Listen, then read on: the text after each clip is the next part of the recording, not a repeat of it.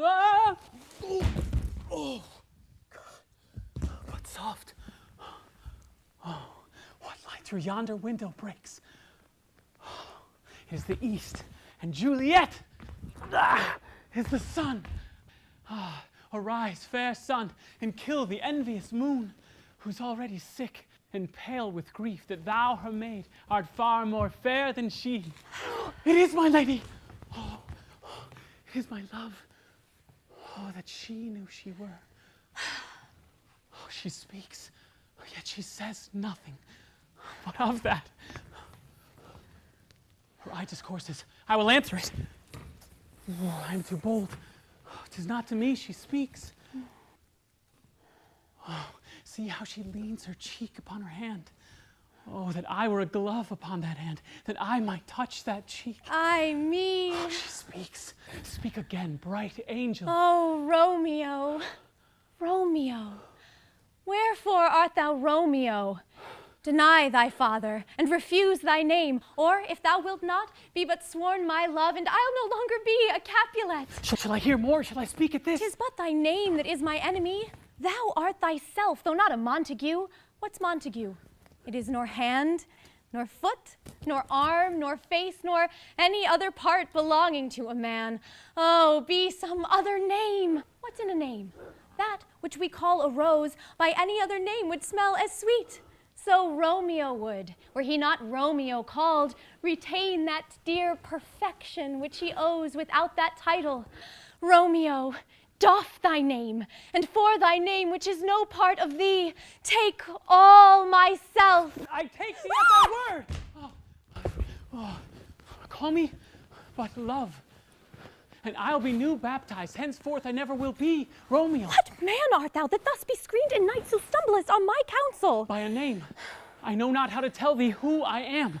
My name, dear saint, is hateful to myself because it is an enemy to thee. My ears have not yet drunk 100 words of thy tongue's uttering, yet I know the sound. Art thou not Romeo and a Montague? Neither, fair maid, if either thee dislike. How camest thou hither? Tell me, and wherefore? The orchard walls are high and hard to climb, and the place death. Considering who thou art, if any of my kinsmen find thee here. I have night's cloak to hide me from their eyes. And but thou love me, let them find me here. Oh, my life were better ended by their hate than death, prorogued wanting of thy love. Thou knowest the mask of night is on my face, else would a maiden blush bepaint my cheek for that which thou hast heard me speak tonight. Fain would I dwell on form, fain deny what I have spoke. But farewell compliment. Dost thou love me? Oh, yes. I know, thou wilt say aye, and I will take thy word. Yet if thou swearest, thou mayest prove false. Oh, gentle Romeo, if thou dost love, pronounce it faithfully. Or if thou thinkst I am too quickly won, I'll frown and be perverse and say thee nay, so thou wilt rue, but else not for the world. Lady, by yonder blessed moon I vow. Oh, swear not by the moon. The inconstant moon that monthly changes in her circled orb, lest that thy love prove likewise variable. Oh, well, what shall I swear by? Do not swear at all. Or, if thou wilt, swear by thy gracious self, which is the God of my idolatry. And I'll believe thee.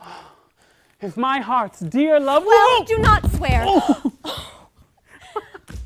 Although I joy in thee, I have no joy of this contract tonight. It is too rash, too unadvised, too sudden, too like the lightning that doth cease to be, ere one can say, it lightens. Sweet, good night. No. This bud of love, by summer's ripening breath, may prove a beauteous flower when next we meet. Good night. Good night, as sweet repose and rest come to thy heart as that within my breast. Oh, Juliet!